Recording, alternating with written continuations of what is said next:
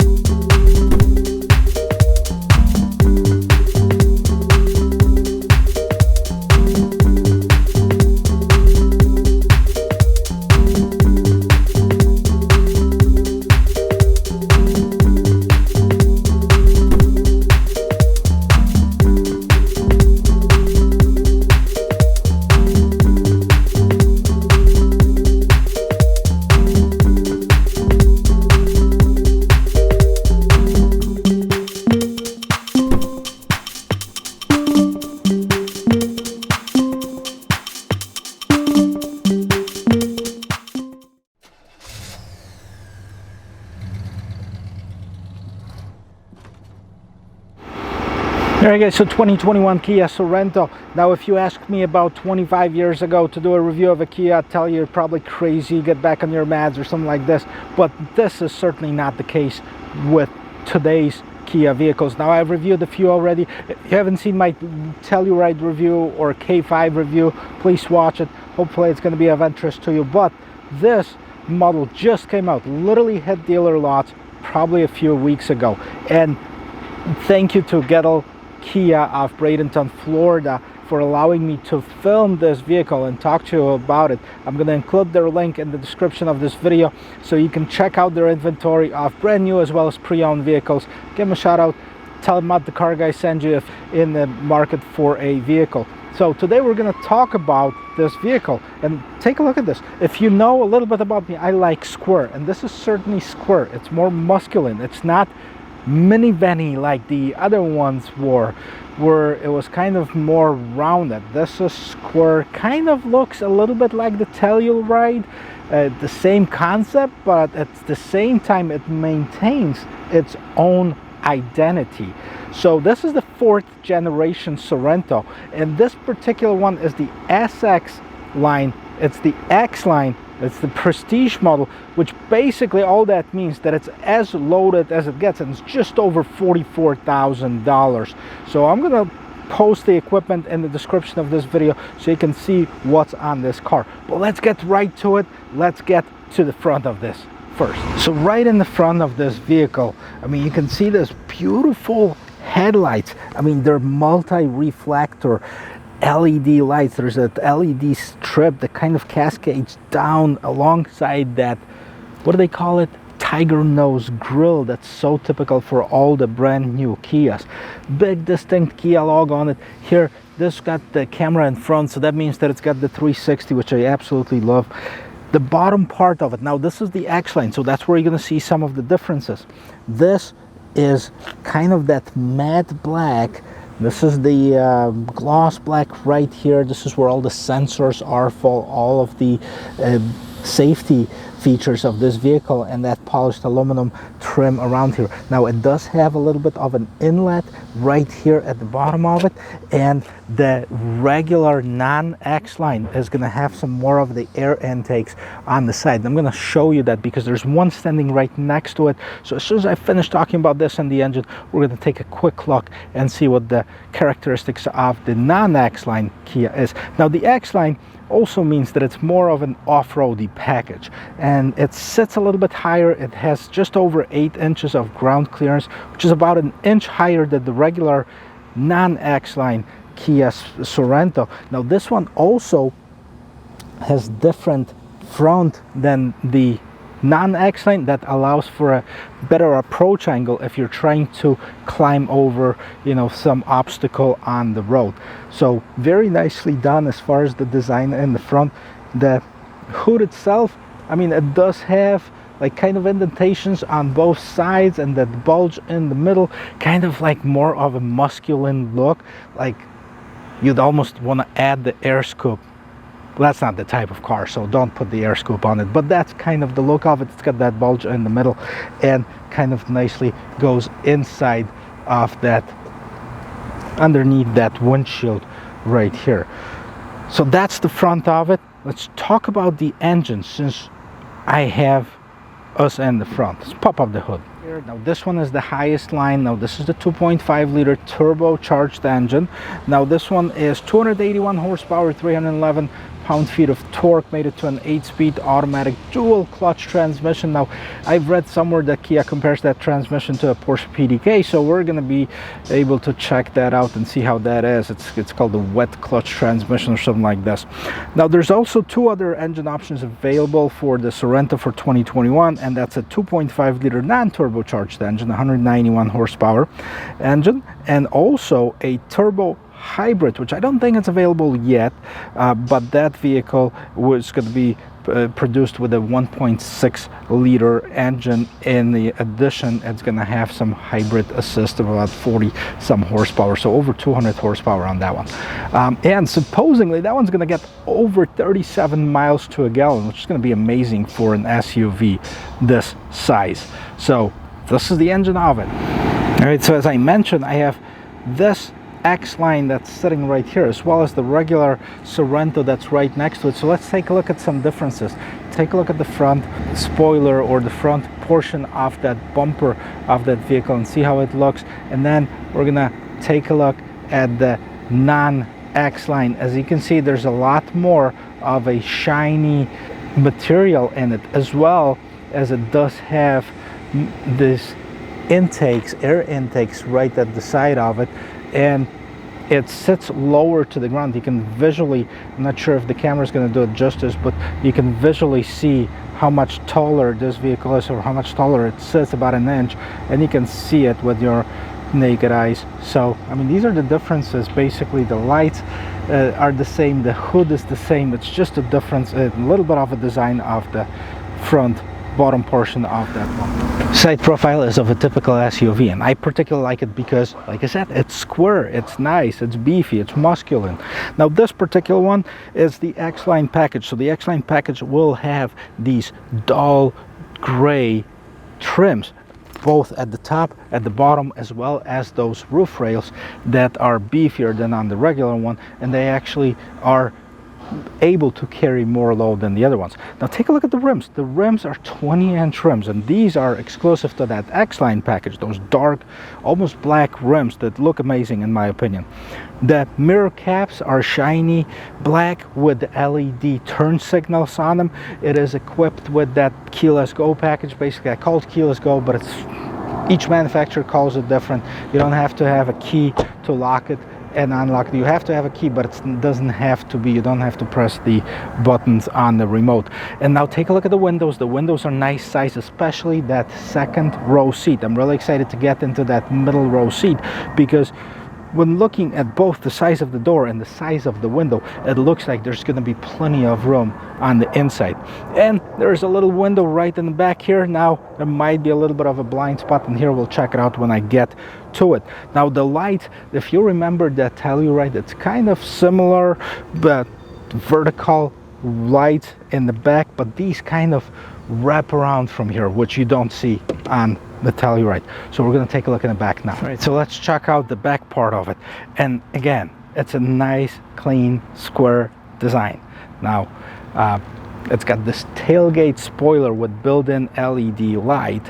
It does have a big, nice window in the back. The actual wiper for the window is hidden underneath here, which makes sense because A, it's not exposed to the elements, and B, it's not obstructive. If you take it through the car wash or anything like this, it's not going to rip it off. So smart design, Kia. Great job. Big Kia logo right here. It is an all-wheel drive. Okay, so all of the X-Line packages are all-wheel drive model, and this one does have the Sorento spelled out at the bottom.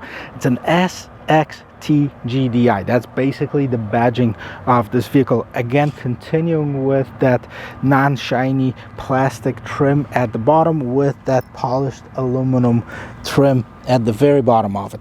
Okay, the exhaust is on one side. There is no fake exhaust or anything like this.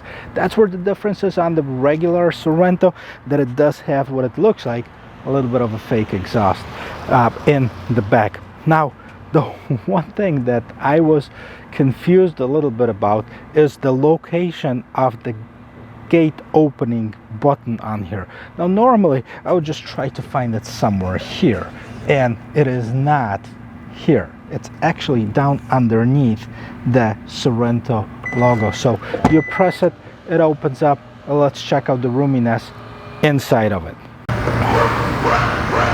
Right, so you can see that this vehicle is actual 6-seater vehicle. It's got 2 seats in the front, 2 captain chairs in the middle, and 2 in the very back. And I'm gonna check out the roominess in the back, but this might be a better angle.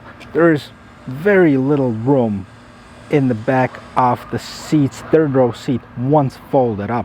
I mean, there's literally maybe a foot, a little bit more than a foot at the bottom, and probably nothing at the top. So unless you have maybe a few grocery bags, you won't be able to fit much in here. Let's see how the seats fold down.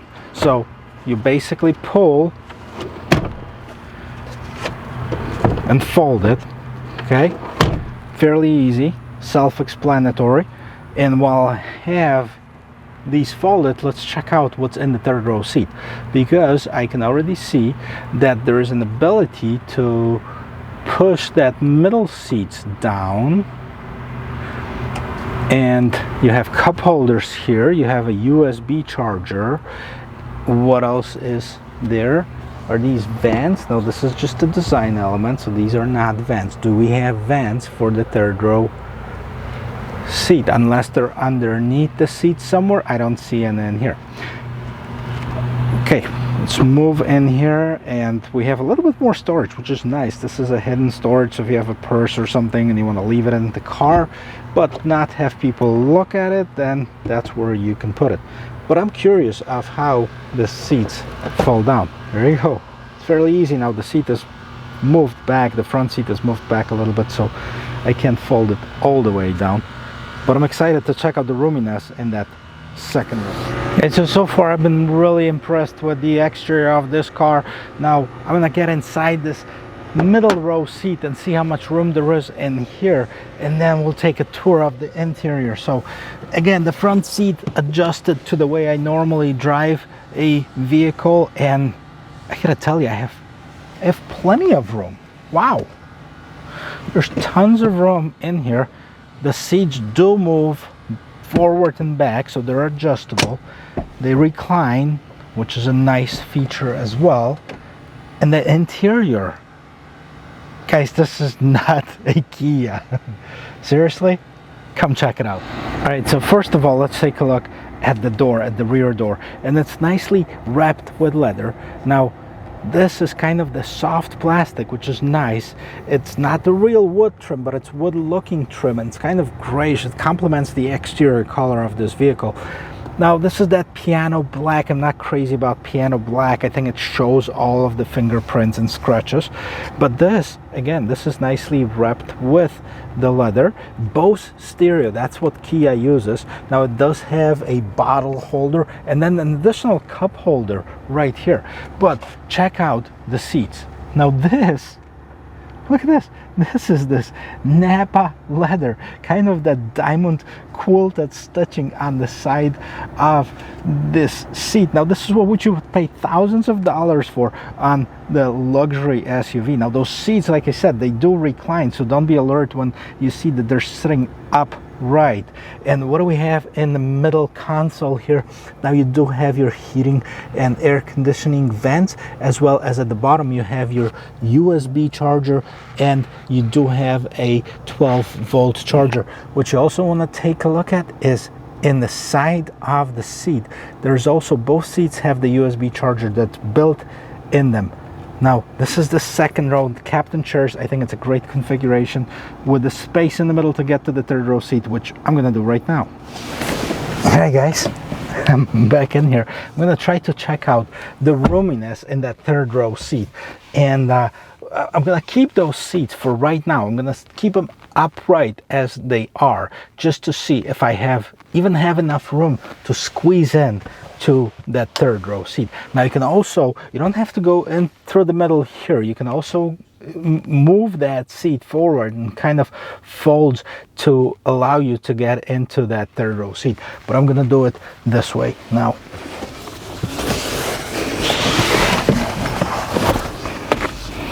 Okay, so here I am. This is the third row seat, and all right, as far as comfort sitting in here, now these are upright. Now they could be moved a little bit, but I don't have much room in the back at all. Now keep in mind, what you're looking at is not even a full, like a mid-size SUV. The Telluride would be like the mid-size SUV.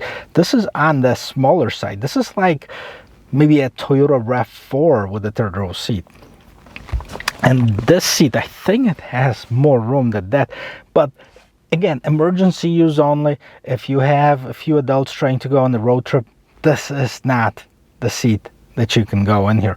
But you know, you're able to actually move that seat like I did with a push of a button and get out of the car this way, which I'm gonna do right now. I'll see you in the front.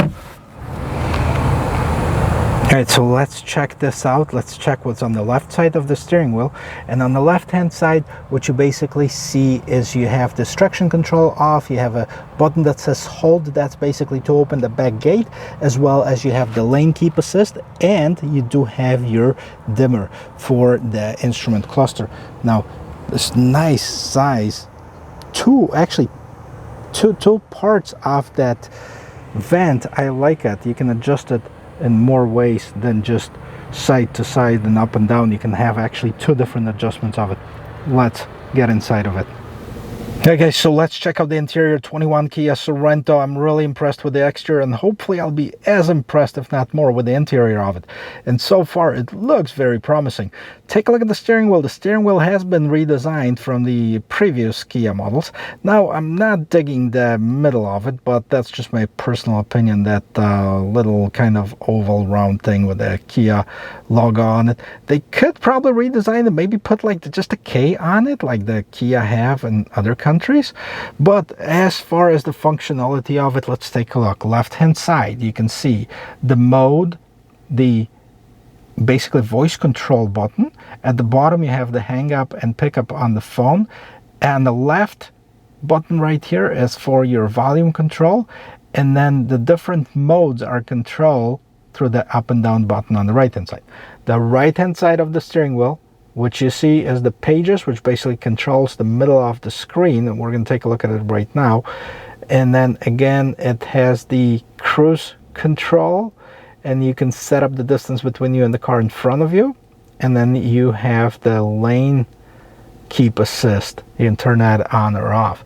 Let's check out of how this looks when we start the car.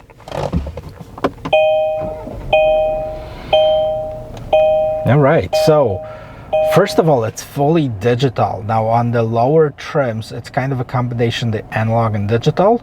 So you have those dials that are on the sides. You have the speedometer on the left, you have the tachometer on the right. Those are not digital on the lower trims. On this trim it's all digital, which is really nice. And the middle screen, basically those pages that I showed you on the steering wheel, this is what you control it, and this is what you have in here. So you have your compass in here, you have your drive info, basically you have your lane keep assist, right? You can turn that on or off. You can see that showing up in here. And then the cruise control, obviously I can't show you that with the car is not driving, but that's pretty simple. But yet everything is there as far as the display. You have your range for the gas, you have your temperature, and it's 74 degrees. We're end of December, folks. If you've seen my moving to Florida video, you know why I'm so excited about it. 7.2 miles per gallon. Obviously the vehicle has 12 miles on it, so that's very not accurate. It's a brand spanking new car. And let's move over to the infotainment system. Infotainment system. Okay, so pretty cool thing. First of all, now when you start this vehicle off, let's do it again. Let's start it on. Okay, and the infotainment system, we didn't do it this time. Why not? Thought I would do it. Basically, now it shows me as a guest, but you can change the user, and you can go to driver 1 and driver 2. And basically, this is because you can customize your settings for driver 1 and driver 2. Now, let's see what settings we can customize. Switching user profile. Okay, so turn on the radius. I guess that person liked the 87.5. But we're gonna do confirm. As you can see at the side here, starting first run setup. Take about 5 minutes after parking the vehicle. So okay, so the languages, different keyboard layout. Okay, you can rename it. You can change the map view settings. 3D bird's view. First run setup is complete. Okay, so this is pretty simple. I thought I would have like more of a seat controls and stuff of that kind, but I guess not. Anyways, we'll go back to home screen and let's see what's in here. We have the map. Okay, nice, clean, crisp view of the map. I remember looking at the same map in the Telluride. Really liked it. Navigation system. Oh, this is the interface that wasn't so crazy about. Let's see if it's any faster on this than the K5. Let's see. Oh, it is faster. They made it. Great job. Remember when I did the K5, it kind of felt like you pressed the button and had to wait for a little bit. They must have done a software update or something like this, because it's almost instant right now. Now, as far as the color combination, you know, remember those 80s video games? I forgot what they called, like Asteroids or something like this. This is the same design. I don't dislike it. I don't think it would be on top of my list if I were to design a vehicle, but there again, you know, it's not something that would stand in the way of me driving this vehicle. So media, okay. Ooh, lively forest. This is your sounds of nature, sea waves. It's pretty cool. I wonder if it has the same creepy guy sneaking up behind you in Snowy Village. Ooh, it makes you turn, right? It is the same thing. But nevertheless, I mean, it's kind of cool that you can set those on so you can forget about, you know, different things that you have on your mind, especially like if you're waiting for something. You might put the calm sea waves and just listen to the sounds of nature. Part of that Bose system that's in here. Let's turn that off. See, the radio media is off, but I mean, obviously it does have the same old kind of transistor or resistor, or I don't even know what those little bulbs are, the bulb radio design. I think that looks pretty cool. It looks like, again, from the 80s video game, but to me it looks pretty decent. This is your infotainment system. Now you can control it. This is all touchscreen. As you can see, I'm moving my fingers on. It's touchscreen. There's shortcuts right on the map in here, and At the bottom off here, I mean, you can see that it's a Bose stereo, so it's a great deal that they use a Bose stereo. Now you have the hazard lights, you have the climate control settings right in here, and pretty self-explanatory. I mean, these are not touch buttons. This is just, they don't click when you touch them basically, but you set up the different vents that the air is coming out of. You can turn it fully on or semi-on, like you can see high, medium, and low as far as the height and the fan speeds, and turn it off completely. Adjust the temperature settings right there as well. Now in the middle console, let's take a quick look, because you do have heated and ventilated seats. Wow, this is great. I mean, especially, you know, it's good for any climate that you live in. And this is for both driver and passenger. Now press here to close. Obviously that sticker comes out when you buy a car. You don't have to keep it on, although I've seen in my times with the dealerships, I've seen people keeping that on for years and years and years. So what do we have here? Now this is your USB charging station basically, and I'm not sure, but I believe that it does have, let's throw my phone in here and let's see if it's gonna start charging. No? Maybe it's not here. Okay, so doesn't look like it's got smart charging. Maybe it's here. Maybe I just don't know how to use it. Well, the middle console, gear shifter. Okay, if they did this gear shifter at the K5, I'd love it. I mean, I had a beef with the K5 shifter. This is absolutely great. It looks awesome. Look at the trim. I mean, it looks like the polished aluminum trim. And by the way, guys, disclaimer, I do not work for Kia. I do not get paid to talk good things about it. I'm just excited because I remember when those cars were really, really horrible. And for a company to came from really horrible to real great, it's really hard. And Kia made it. So it's an automatic transmission. We're going to see how it shifts, because they talk a lot about these automatic transmissions on Kia.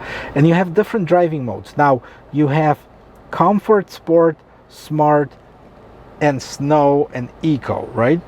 And basically you don't have snow in the two-wheel drive version, of a front-wheel drive version, but you also have a heated steering wheel, auto hold. Now what auto hold is, you press this button basically, and if you are in gear but you press your brake pedal, it's going to hold the vehicle even when you take your foot off the brake pedal, and then you resume driving when hitting the accelerator. This is your electronic parking brake.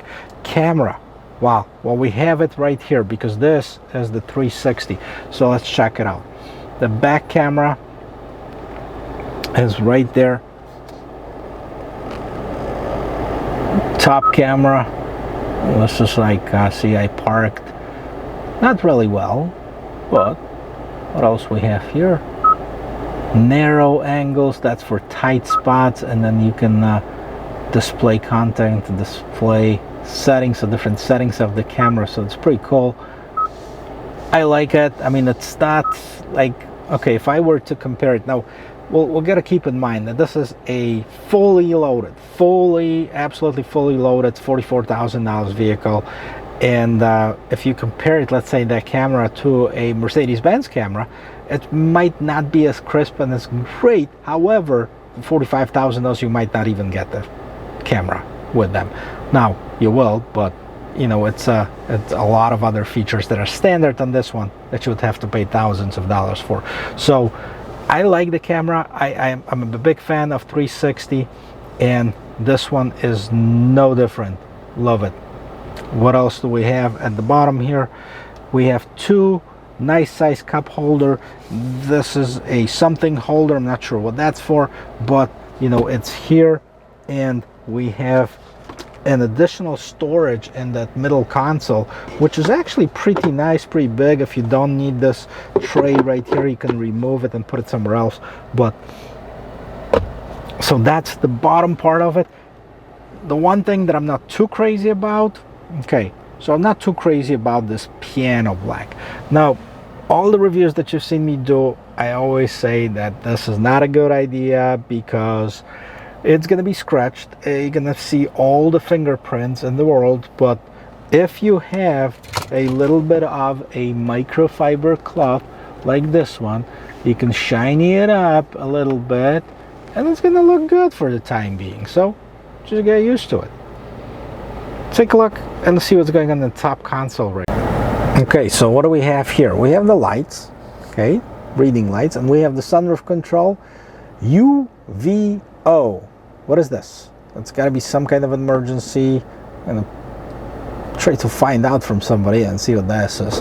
But this one also has a panel sunroof, which is nice. Let's see how far it opens. It's still going. Oh, wow. Okay, so it opens up quite a bit, not quite till that midpoint, but it opens up quite a bit and it lets a lot of air inside this beautiful and redesigned cabin. Guys, I'm ready to take this one for a spin.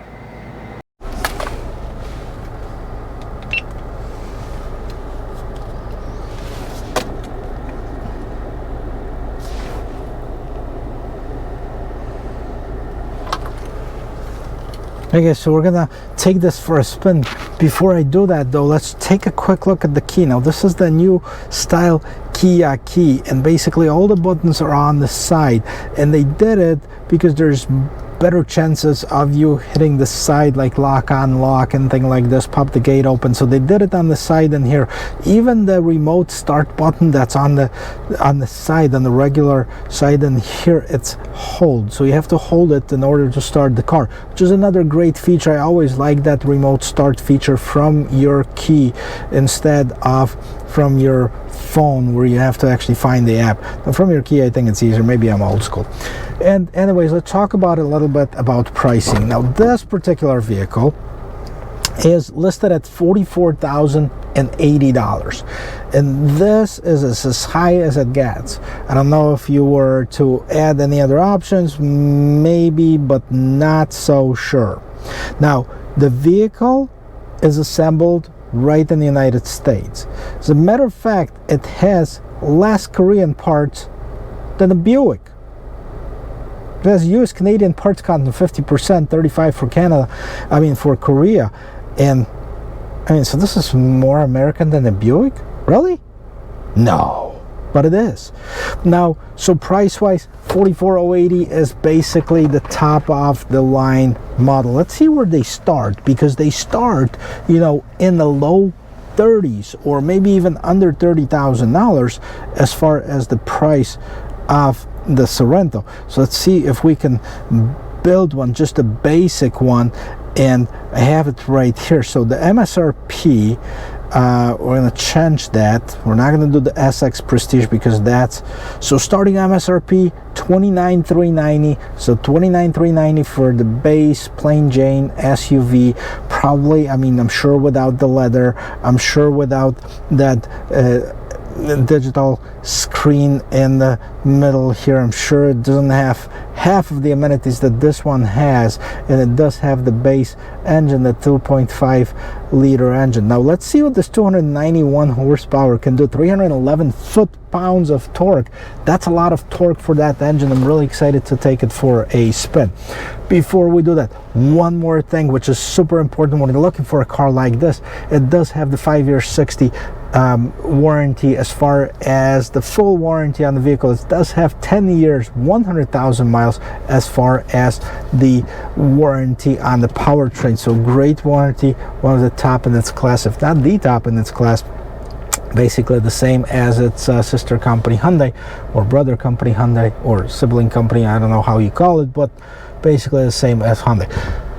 Before we take it on the road, I want to do a quick turning diameter, turning radius test, and we have plenty of spaces in this parking lot because Kias are flying off the shelves right now. They are selling so many, they can hardly keep any in stock.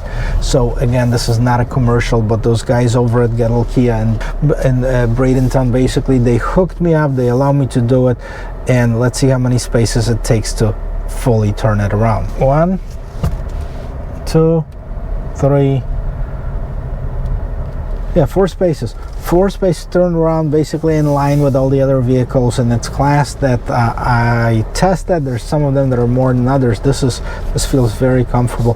The steering wheel feels well to the touch. I think I might be sitting a little bit too high for my taste. There you go, that's better.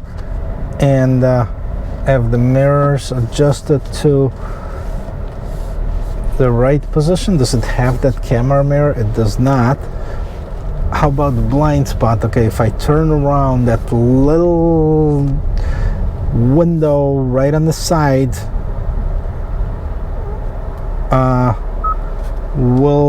might be a little bit of an issue, but nah, it's not bad. Now let's see how it accelerates. Now, of course, I make those videos after work, so it's always traffic hour, but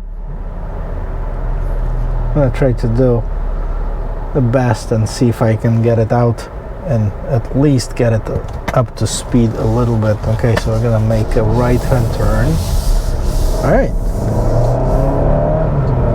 Oh, that thing is fast.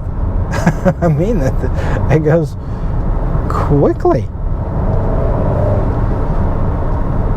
I like it.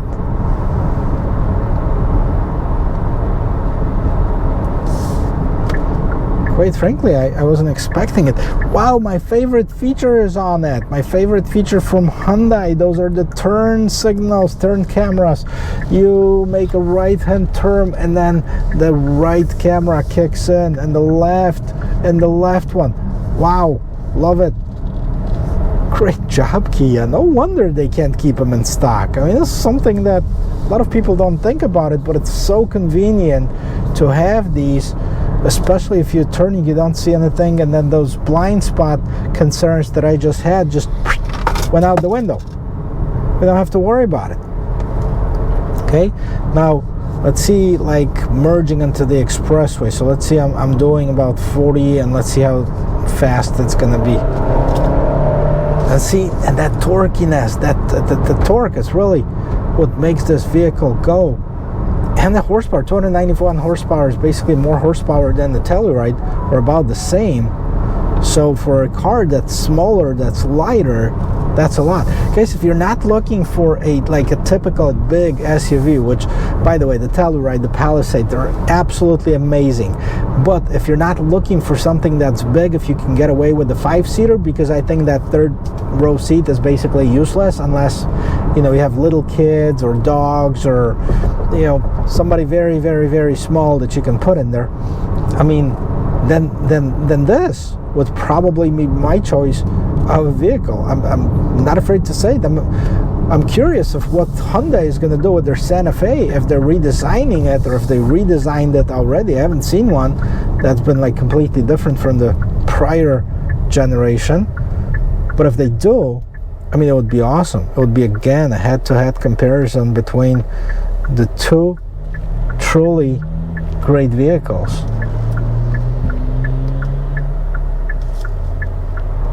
So we'll see. Let's see how this thing turns. Okay, so turning radius again. It's awesome. Acceleration, great.